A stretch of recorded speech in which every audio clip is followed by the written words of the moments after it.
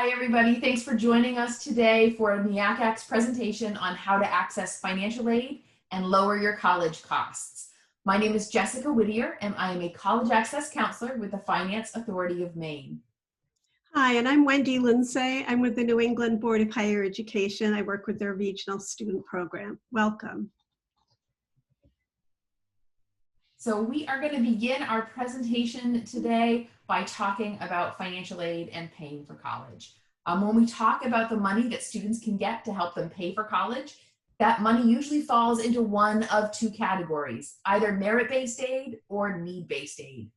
Merit-based aid is money that a student gets to help them pay for college that they are getting for doing or being something special. So in this case, we most often see academic merit aid, which would mean if you got good grades in high school, you could be getting some academic scholarships for college. But you can get merit aid for all kinds of things. So some students get it for playing sports at a Division I or a Division II school. You could also get it for playing an instrument or doing, having a special talent that the school is looking for, something about you that college is interested in, as well as outside scholarships as well. The thing to keep in mind for merit-based aid is that the money you received often has some strings attached. Usually, in order to keep getting that money from year to year while you're in college, you need to keep doing or being that something special that earned you the money in the first place. So if you got it for good grades, you need to keep getting good grades. If you got it for playing trombone in the marching band, you need to keep playing trombone in the marching band. The other type of money you could see is need-based aid. Need-based aid is money a student gets because they need it. So in a minute, we're going to talk about the financial aid forms that you complete in order to access money for college. But the whole point of filling out those forms is to get a number. That number is your EFC, your expected family contribution. That's how much the federal government and the colleges think that your family can afford to pay for college for 1 year. If the cost of the college you're looking at is higher than your expected family contribution or your ability to pay for college, then colleges can offer you need-based aid. When it comes to need-based aid, typically all you need to do to keep getting that money from year to year is to keep being needy. So no big changes in your family's financial situation. Getting a promotion or winning the lottery will absolutely affect your need-based aid. When we talk about financial aid, we also talk about the types of aid you can receive. So the one you want the most of is scholarships and grants. That is money that you do not have to pay back. It's sometimes referred to as gift aid. So you can get that from the colleges themselves or outside entities or the federal government or even from your state. You could also see work study in your financial aid packages. Work study is a job that you will do in conjunction with your college, usually on your college campuses, but sometimes not. But the idea is you work the job and the college pays you, and then you can use those funds to help cover some of your costs while you go to college. It's important to remember about work study, however, that you do have to get to college and find a job and work that job before you get paid. So oftentimes for incoming college freshmen, it's October before you get that first paycheck, and that bill was due back in August. So remember that usually those work study funds are not paying the bill for college, but instead are covering any of those incidental costs that you might have. So it might be pizza on a Friday night. It could be books and supplies that you need while you're in school. It could be things like shampoo and deodorant, which we hope you're still using when you go to college. So it's all those other pieces. And the last type of money you might see is student loans. So student loans are money you will have to pay back. So know that when it comes to student loans, you really want to understand how they work and what the terms are.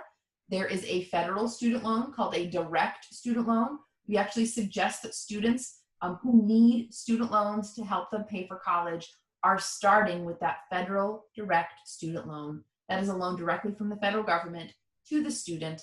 It does not require a cosigner or a credit check, and it has lots of things in place to make it easier for students to pay those student loans back.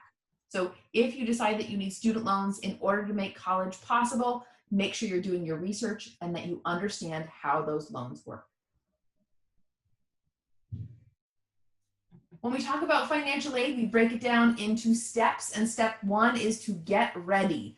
So there's a couple of things that you can do that can really put you in a great place when it comes to paying for college. So one of the first ones is net price. So let's do some research about the colleges that you're interested in, visit their websites, learn about the college, but while you're there, make sure you are doing their net price calculator. So every college has a net price calculator on their website. This calculator lets you put in information about you and your family's financial situation, and the college will tell you today what they are likely to give you for financial aid.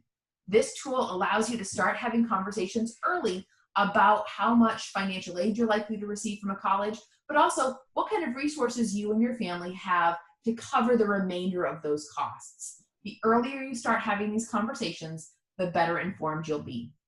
You can also visit the College Board's website called Big Future. They have lots of great information about each college's financial aid and how they offer it, what kind of packages that they're offering to students. So it's a great way to compare different colleges side by side.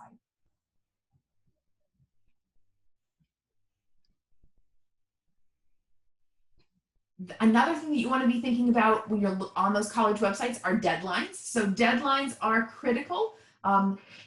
Not only do colleges have admissions deadlines, so dates they want your admissions forms, but they also have financial aid deadlines. Those are going to be dates they want your financial aid form done by.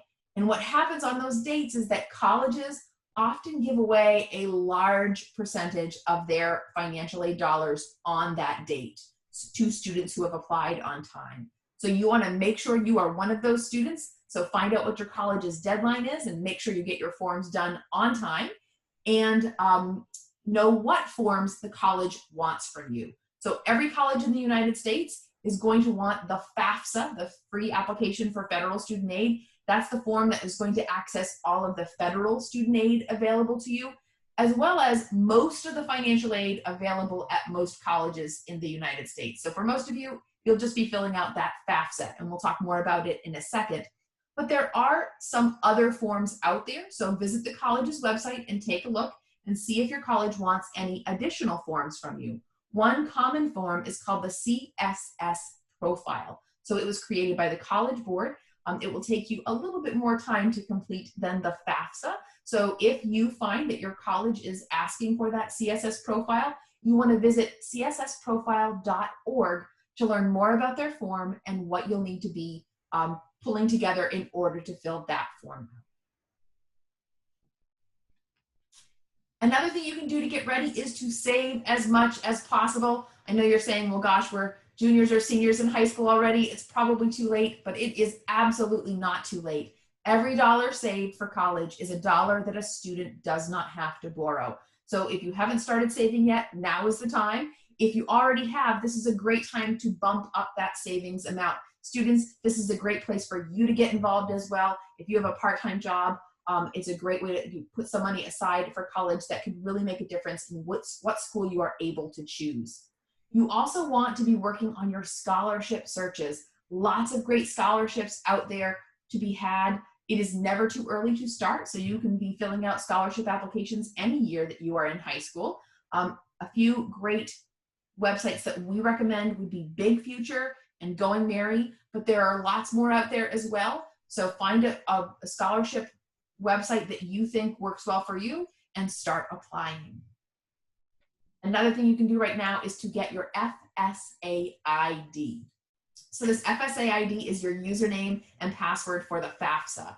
Every student needs an ID, and at least one parent in your household needs an ID. So that's 2 separate IDs that you're going to need to complete that FAFSA. We suggest you try and get those IDs done at least 3 days ahead of time, though you can still get the ID at the same time you sit down to fill out that FAFSA.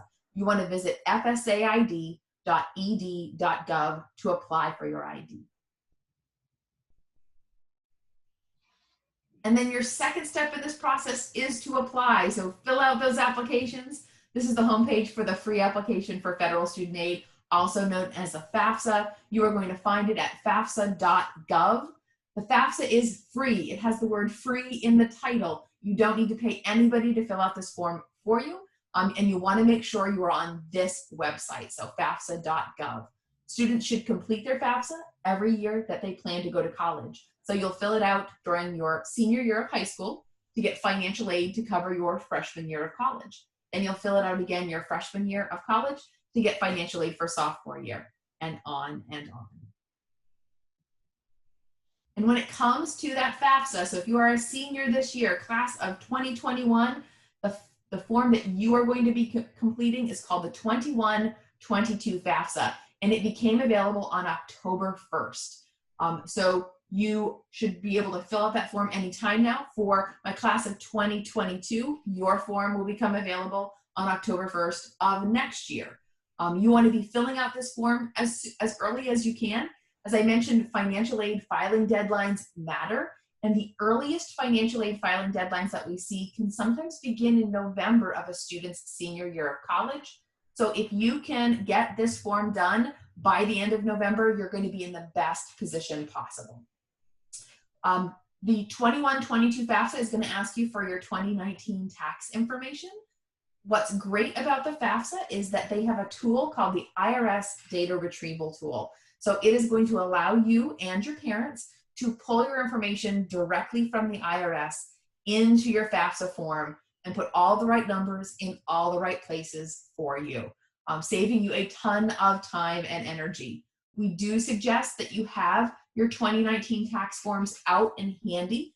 There are a handful of you who might not be able to use IRS data retrieval, so having those tax forms handy will help, but they'll also just help in being able to use IRS data retrieval. So have those forms next to you when you complete your FAFSA. It's good to remember that this form belongs to the student, but know that students, you are going to usually have to provide parent information on the FAFSA. So the vast majority of students graduating from high school are considered dependents of their parents for financial aid purposes. So you'll need to apply with your parents, though there are a handful of you that might not be. So there are 13 things that can make a student an independent student on the FAFSA. If you find that you qualify for any of those, you will not have to provide parent information. So for those of you that do have to provide parent information, who is your parent on the FAFSA? If your biological or adoptive parents live in the same household, you will put those parents' information on your FAFSA form. But if your biological or adoptive parents do not live in the same household, so they're divorced or they're separated or they were never married and they live in different households, you're going to use the information for the household that you lived in most for the last 12 months. And if that parent is married, you will use step-parent information in the FAFSA as well. It doesn't matter who claims you on their taxes. It doesn't matter what the custody agreement was. It just matters where did you live most in the last 12 months. And that's the household that you are going to use. And when you're putting information in the FAFSA, you will include income for both parents and students, as well as assets for both parents and students. It's important to know, especially for parents, that there are a couple of assets that you will not include. You will not include the value of the home you live in, your primary residence. You will also not include the value of qualified retirement accounts. So both of those types of assets are protected. The federal government doesn't want you selling your house or draining your retirement accounts to pay for your student to go to college. So we talked a minute ago about putting in the 2019 tax information into your FAFSA form, but we all know that 2019 was a little different than 2020. So you may find that you, as well as many other families in the United States this year, have a special circumstance. So this is going to be a situation where the information you're putting in the FAFSA form does not accurately reflect your family's ability to pay for college. So it doesn't reflect your current financial situation.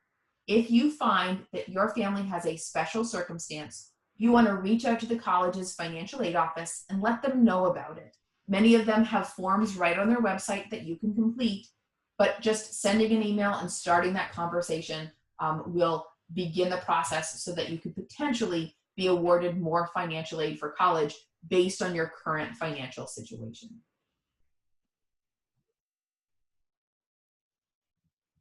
Okay, thank you, Jessica. We're now going to take a look at outside of financial aid, other ways that you might be able to lower your costs.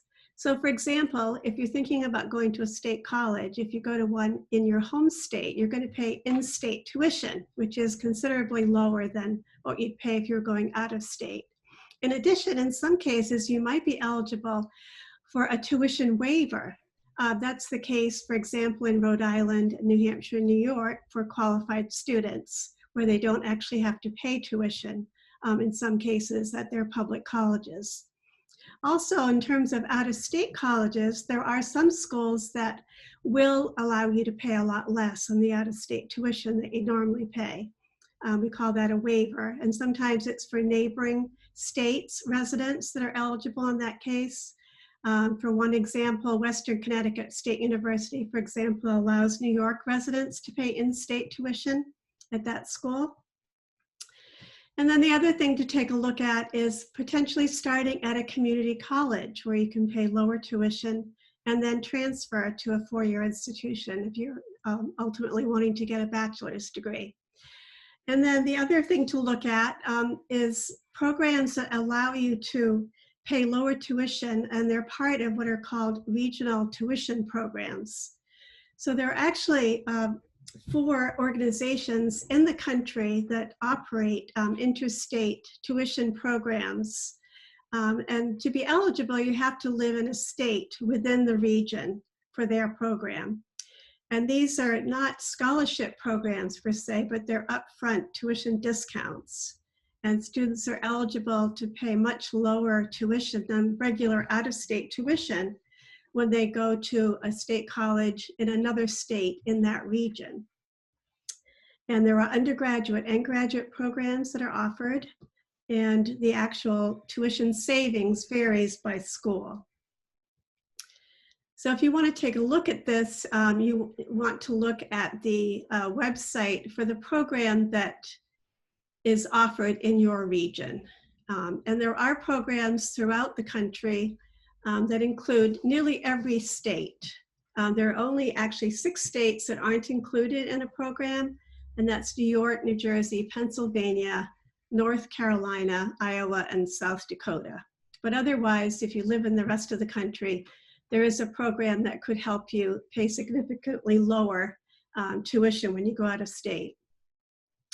So we're going to take a closer look at the New England Board of Higher Education's program, which is for the New England states. So it's for residents of the 6 New England states, and it helps them go out of state within New England to a state college or university. And students are eligible when they enroll in a program that the out-of-state school is offering through the tuition break.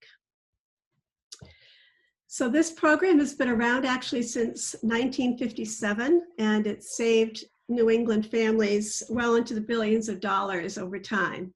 Just this past year, there are almost 9,300 students throughout New England that participated, and they saved in total about $63.5 million on their tuition bills. And average savings for a student is about $8,100 each year. So what students pay through this program is usually a special tuition rate that falls between the in-state tuition and the regular out-of-state tuition rate.